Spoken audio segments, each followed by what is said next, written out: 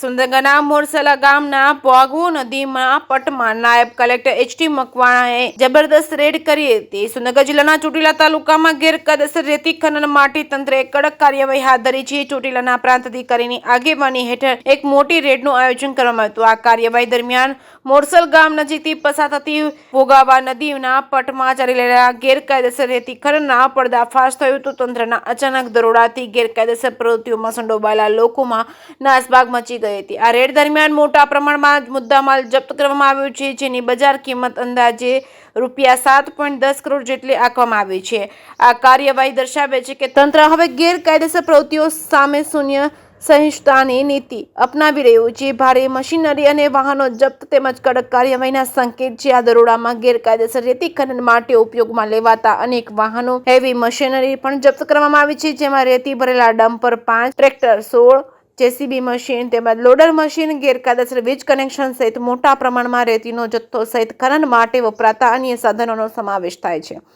આટલી મોટી માત્રામાં મુદ્દામાલ જપ્ત થવાથી ગેરકાયદેસર રેતી ખનનનું નેટવર્ક કેટલું મોટું હતું, જેનો અંદાજ લગાવી શકાય છે। આ કાર્યવાહીથી ભવિષ્યમાં આવી પ્રવૃત્તિઓ કરનારાઓ માટે એક દાખલો બેસાડશે। ચોટીલા પ્રાંત અધિકારી દ્વારા લેવાયેલા આ પગલાં સ્થાનિક તંત્રની નિષ્ઠા અને જવાબદારી દર્શાવે છે। ગેરકાયદેસર પ્રવૃત્તિઓ પર લગામ કસવા માટે એક સકારાત્મક સંકેત આપે છે। પર્યાવરણ અને નદીના પટમાં છે।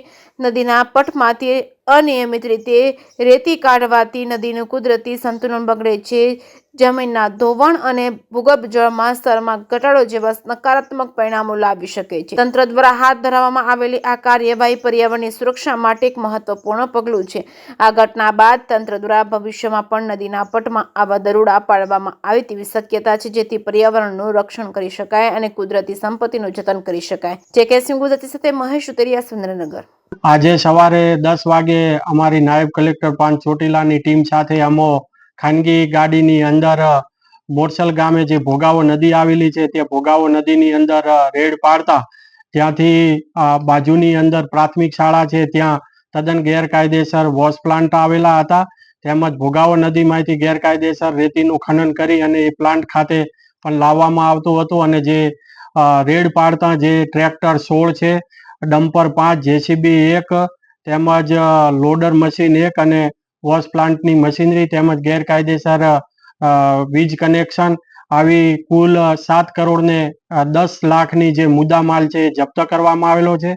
અને આ તમામે તમામ મુદ્દામાલ જપ્ત કરી તેમજ રેતીના જે સ્ટોક છે એ પણ સીઝર હુકમ કરી અને મામલાદાર કચેરી ખાતે ચોટીલા ખાતે ખસેડવામાં આવેલ છે।